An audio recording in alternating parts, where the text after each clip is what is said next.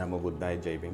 6 डिसेंबर 1956 बाबासाहेबांच्या शेवटच्या काही तासांबद्दल आपण लिहिताना त्यांच्या आजारांबद्दल न लिहिलेलं कितीतरी चुकीचं ठरेल.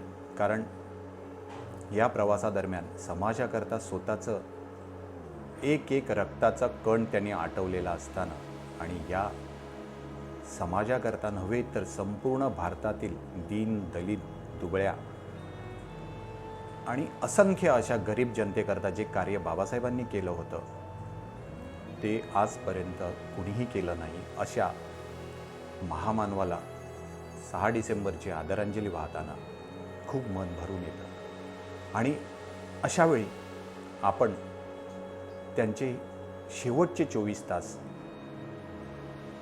5 आणि 6 तारखेदरम्यान घडलेली घटना आज आपण या महापरिनिर्वाण दिनानिमित्त सर्व भारतीयांना कळावी म्हणून आज तुमच्यापुढे हे महत्त्वाचे मुद्दे आम्ही मांडत आहोत. विश्वरत्न महामानव बोधिसत्व डॉक्टर भीमराव रामजी आंबेडकर यांच्या महापरिनिर्वाण दिनानिमित्त त्यांना आदरांजली वाहतोय. माझे संपूर्ण गुंदवली गाव, संपूर्ण पालघर जिल्हा, माझे लोखंडे फाउंडेशन आणि रिपब्लिकन पार्टी ऑफ इंडिया आतर्फे मी या दिनानिमित्त सर्व कुटुंबियांतर्फे 6 डिसेंबर 1956 रोजी झालेल्या डॉक्टर भीमराव रामजी आंबेडकर यांच्या महापरिनिर्वाण दिनानिमित्त त्यांना भावपूर्ण आदरांजली वाहतो. या 24 तासाच्या अगोदर जी घटना घडल्या त्या खूप महत्त्वाच्या आहेत. त्यांनी 14 नोव्हेंबरला लुंबिनी नेपाळ येथे जी जागतिक बौद्ध महापरिषद भरली होती त्या बौद्ध महापरिषदेमध्ये बाबासाहेब आंबेडकर हे महत्त्वाचे व्यक्तिमत्व होते. त्या ठिकाणी या जागतिक बौद्ध महापरिषदेचे उद्घाटन राजे महेंद्र यांच्या हस्ते झालं. त्यावेळी राजे महेंद्र यांनी त्यांना आपल्या शेजारी बसण्याचा आग्रह केला. हे असं कधीच घडलं नव्हतं नेपाळच्या इतिहासामध्ये आणि जगाच्या इतिहासामध्ये. एकमेव अशी व्यक्ती आहे जी राजेंच्या बाजूला बसली. आणि मला हेही निदर्शनास आणून द्यायचं आहे की यावरून डॉक्टर बाबासाहेब आंबेडकर यांचं जगातील स्थान किती महत्त्वाचं होतं.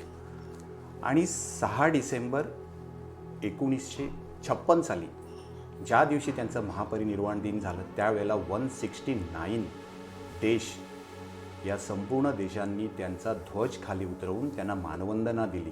असं व्यक्तिमत्व आपल्या देशाला मिळणं खूप खूप मोठी गोष्ट होती. आणि अशा महामानवाला माझ्यातर्फे भावपूर्ण आदरांजली. आणि 6 डिसेंबर 1956 याबद्दल जो आम्ही बोलत आहोत त्याच्यातली आणखीन एक महत्त्वाची घटना मला म्हणायची आहे. ती म्हणजे 16 डिसेंबर 1956 रोजी मुंबईमध्ये धर्मांतर सोहळा नियोजित होता. आणि ज्या पद्धतीने नागपूर येथे हा जो सोहळा घडला त्याच पद्धतीने किंवा त्याहीपेक्षा मोठ्या पद्धतीने मुंबई येथे धर्मांतर सोहळा घडावा याकरता सर्व अनुयायी आग्रही होते आणि हा कार्यक्रम आखण्यात आला होता. याच अगोदर बाबासाहेबांना भेटण्याकरता जैन धर्मगुरू हे बाबासाहेबांकडे उपस्थित होते आणि त्यांनी 6 डिसेंबरचा प्रोग्राम जैन धर्मीयांचा जी परिषद होती, जो धार्मिक सोहळा होता त्यात बाबासाहेबांनी उपस्थित राहावं मुख्य अतिथी म्हणून. आणि जैन धर्म आणि बौद्ध धर्म ह्यांच्यामध्ये ऐक्य घडवून देशामध्ये एक वेगळी क्रांती निर्माण करावी हे जैन धर्मगुरूंचं बाबासाहेबांकडे ही मागणी घेण्याकरता ते दिल्लीला बाबासाहेबांना भेटण्याकरता आलेले होते. आणि याकरिता नानकचंद रट्टू यांना 6 डिसेंबर करता एक तुम्ही तिकीट बुक करावं. पण माईसाहेबांचं असं म्हणणं होतं की तुम्ही रेल्वेने न जाताना विमानाने जाऊ आणि आपण या कार्यक्रमाला उपस्थित राहून आपण एक मोठं धार्मिक नियोजन करण्याचं बाबासाहेब आंबेडकर आणि माईसाहेब यांच्यात आणि जैन धर्मगुरू यांच्यात खूप मोठी चर्चा ही घडली होती. आणि हे या 24 तासाच्या अगोदरची एक दिवस म्हणजे 6 डिसेंबरच्या अगोदरची ही घटना होती. आता आपण खूप महत्त्वाच्या अशा 24 तासांच्या विषयावरती आपण बोलूया. 6 तारखेच्या एक दिवस अगोदर म्हणजे 5 तारखेला सकाळी 8:30च्या सुमारास डॉक्टर बाबासाहेब उठले होते. त्याचवेळी माईसाहेब यांनी चहा घेऊन त्यांच्या रूममध्ये गेल्या आणि दोघांनी मिळून चहा नाश्ता केल्यानंतर फेरफटका मारण्यासाठी म्हणून आपल्या अंगणामध्ये आले. त्याच वेळेला नानकचंद चंदूही आले आणि त्यांनीही त्यावेळेला चहा घेतला होता. थोड्या वेळानंतर डॉक्टर मालवणकरही तिथे उपस्थित झाले. डॉक्टर मालवणकर, माईसाहेब आणि डॉक्टर बाबासाहेब आंबेडकर हे एकत्रित बसून नाश्ता वगैरे घेतल्यानंतर बाबासाहेब तिथेच वर्तमानपत्र हाताळत बसले. माईसाहेबांनी त्यांना औषधं, इंजेक्शन देऊन त्या आतमध्ये गेल्या आणि त्यानंतर डॉक्टर बाबासाहेब आणि मालवणकर हे बऱ्याच विषयांवरती चर्चा करत बसले. नानकचंद चंदू हे ऑफिसला जाण्यापूर्वी तिथेच त्यांच्यासोबत उपस्थित होते. यानंतर डॉक्टर बाबासाहेब आंबेडकर उठले आणि त्यांच्या रूममध्ये गेले आणि आपली जी कामं रोजची कामं होती ती ते करत बसले. लायब्ररीमध्ये मालवणकर आणि डॉक्टर बाबासाहेब आंबेडकर हे एकत्रित बसून चर्चा करत होते. माईसाहेब दुपारी त्यांना त्यांच्या खोलीमध्ये, बाबासाहेबांच्या खोलीमध्ये जेवायला घेऊन आल्या. जेवण झाल्यानंतर बाबासाहेब थोडा वेळ झोपी गेले. त्याचवेळी माईसाहेबांनी ठरवले की आपण बाजारात जाऊन जे बाबासाहेबांना लागतं त्या वस्तू घेऊन येऊया. कारण त्यांच्या जेवणाच्या, खाण्यापिण्याच्या, घरातील सर्व वस्तूंवरती माईसाहेब स्वतः खरेदी करून आणत होत्या आणि त्या वैयक्तिक स्वतः त्या गोष्टींकडे लक्ष देत होत्या.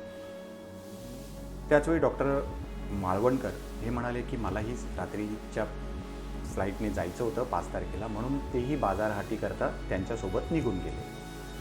ही गोष्ट बाबासाहेबांना माहीत नव्हती. त्यामुळे बाबासाहेब आंबेडकरांना सांगून न गेल्यामुळे ते थोडेसे रागात होते आणि माईसाहेबांनी हे ते त्यांच्या पुस्तकात लिहून ठेवलं आहे की मी आल्यानंतर म्हणजे दुपारी 12:30-1च्या दरम्यान गेल्यानंतर माईसाहेब जवळजवळ 5 ते 5:30च्या दरम्यान आल्या. त्यामुळे बाबासाहेब थोडेसे रागावले होते. त्यांना कुठलीही गोष्ट नाही मिळाली, एखादं पेन असू द्या, पुस्तक असू द्या, तर ते चटकन रागावणं हे बाबासाहेबांचं होतं. त्यांचा राग अनावर होत नव्हता आणि हे माईसाहेबांना माहिती होतं. पण त्यांच्या वस्तू त्यांना माईसाहेबांनी आणून दिल्यानंतर तो रागही तेवढ्याच जोमाने त्यांचा वितळत होता. असे हे आमचे डॉक्टर बाबासाहेब आंबेडकर.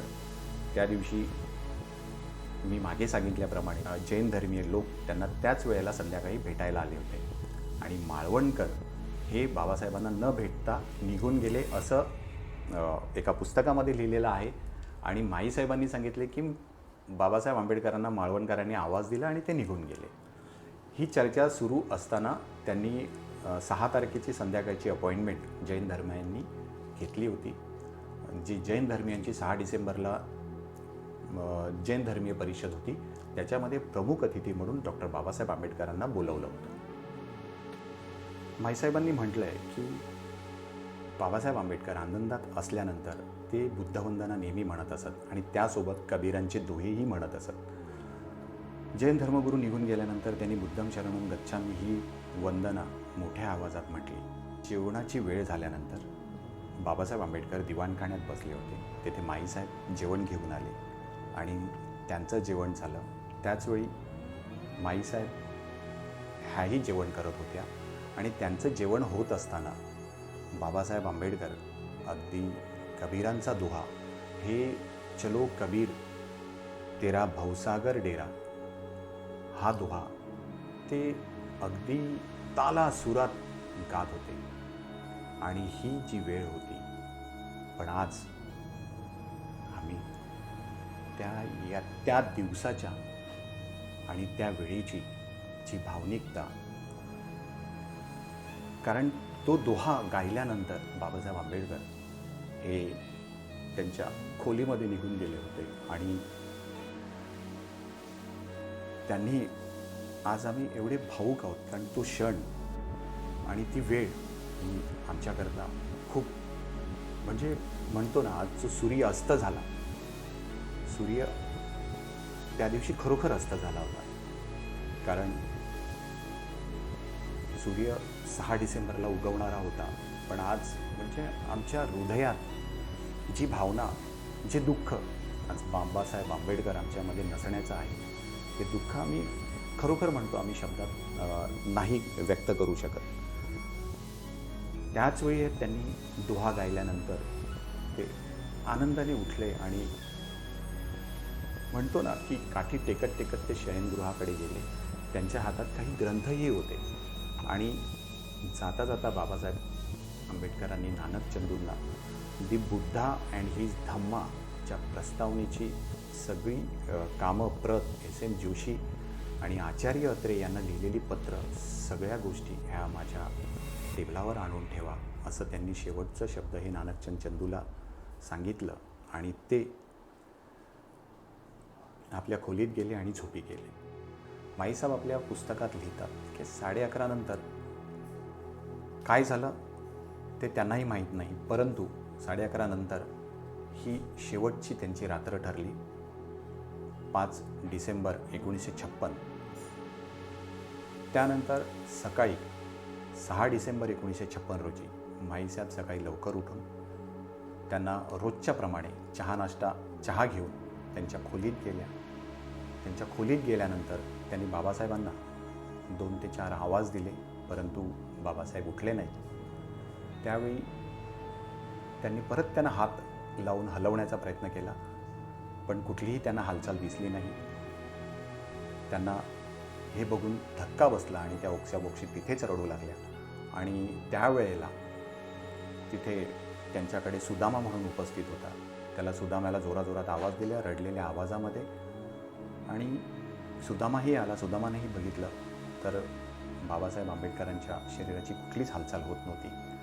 तेही जोराजोरामध्ये रडायला लागले. त्याचवेळी मग माईसाहेब कशाबशा उठल्या आणि त्यांनी डॉक्टर मालवणकरांना फोन लावला की असं डॉक्टर बाबासाहेब आंबेडकरांची परिस्थिती आहे, तर काय करायला पाहिजे. त्यांनी एक इंजेक्शन देण्याचा सल्ला दिला तिकडनंच, परंतु ते इंजेक्शन त्यांना देता आलं नाही कारण डॉक्टर बाबासाहेब आंबेडकर आपल्यात राहिले नव्हते. जी काही जवळची मंडळी होती त्यांना ताबडतोब फोन आणि निरोपाच्या माध्यमातून बोलवण्यास सुरुवात केली आणि आता काय करायचं हा त्यांनी सगळ्यांना विचारणा केली. त्याचवेळी नानकचंद रट्टू यालाही बोलवणं धाडलं. नानकचंद रट्टू आल्यानंतर त्यांनी जो हंबरडा फोडला तो, कारण त्यांच्या जवळ असलेली एकमेव व्यक्ती ही नानकचंद चंदू होती, जी त्यांची संपूर्ण देखभाल करत होती. 6 डिसेंबर 1956ला ज्ञानसागर आणि ज्ञानाचा सूर्य विश्वरत्न डॉक्टर बाबासाहेब आंबेडकर हे आपल्यातून गेले होते. ही वार्ता वाऱ्यासारखी पसरली होती. भारताचे पंतप्रधान पंडित जवाहरलाल नेहरू आणि तिन्ही सदनातील संसदीय लोक सर्व बाबासाहेबांकडे जमा होण्यास सुरुवात झाली होती. आणि आता आपण बाबासाहेबांचं अंत्यसंस्कार कुठे करावे यावर सर्वांची चर्चा सुरू होती. माईसाहेबांचं म्हणणं होतं की आपण सारनाथला ह्या त्यांचा अंत्यविधी पार पाडावा, परंतु बऱ्याचशा लोकांनी आपला डॉक्टर बाबासाहेब आंबेडकरांचं महाराष्ट्रामधील मुंबई येथे अंत्यविधी पार पाडण्याचा निर्णय घेण्यात आला. असा हा महामेरू, बोधिसत्व, विश्वरत्न आणि ज्ञानाचा अथांग सागरच्या ज्या महामानवाला 169 देशांनी मानवंदना दिली, त्यांचा ध्वज उतरवून, अशा महामानवाचा अंत 6 डिसेंबर 1956ला झाला होता. हा अंत म्हणता येणार नाही, कारण याच दिवशी त्यांनी जे पेरलेलं बीज होतं ते उगवलं होतं. त्यांच्या ज्ञानाने, त्यांच्या विचारांनी संपूर्ण गोर, गरीब, वंचित, पीडित जनतेकरता, इव्हन सर्व समाजाकरता, सर्व स्त्रियांकरता, या देशातील रंजलेले गांजलेले जे पीडित शोषित व्यक्तिमत्व होते त्यांच्या सर्वांकरता एक संविधान रूपी तुम्हाला आत्मरक्षण करण्याचं साधन तुम्हाला दिलं होतं. आणि हे गौरव संपूर्ण जगाने बघितलं आहे. आणि आज बाबासाहेबांच्या संविधानावरती हा देश चालत आहे. कितीही कोणी म्हटलं तरी हा ज्ञानसूर्य कधीही मावळणार नाही. हा उगवता सूर्य आहे. प्रत्येकाच्या ओठातनं, प्रत्येकाच्या शब्दातनं या जगासमोर हा मांडला जाणार. आज युनोमध्ये असू द्या किंवा जगातल्या प्रत्येक देशामध्ये असू द्या, डॉक्टर भीमराव रामजी आंबेडकर हे नाव अजरामर राहणार आहे. अशा महामानवास मी सचिन रमेश लोखंडे सलाम करतो, विनम्र अभिवादन करतो आणि आजच्या दिनी मी माझ्या कुटुंबियांतर्फे, माझ्या गावातर्फे, माझ्या संपूर्ण समाजातर्फे, बहुजन समाजातर्फे आणि रिपब्लिकन पार्टी ऑफ इंडियातर्फे, लोखंडे फाउंडेशनतर्फे विनम्र अभिवादन करून आदरांजली वाहतो. जय भीम, नमो बुद्धाय, जय भारत.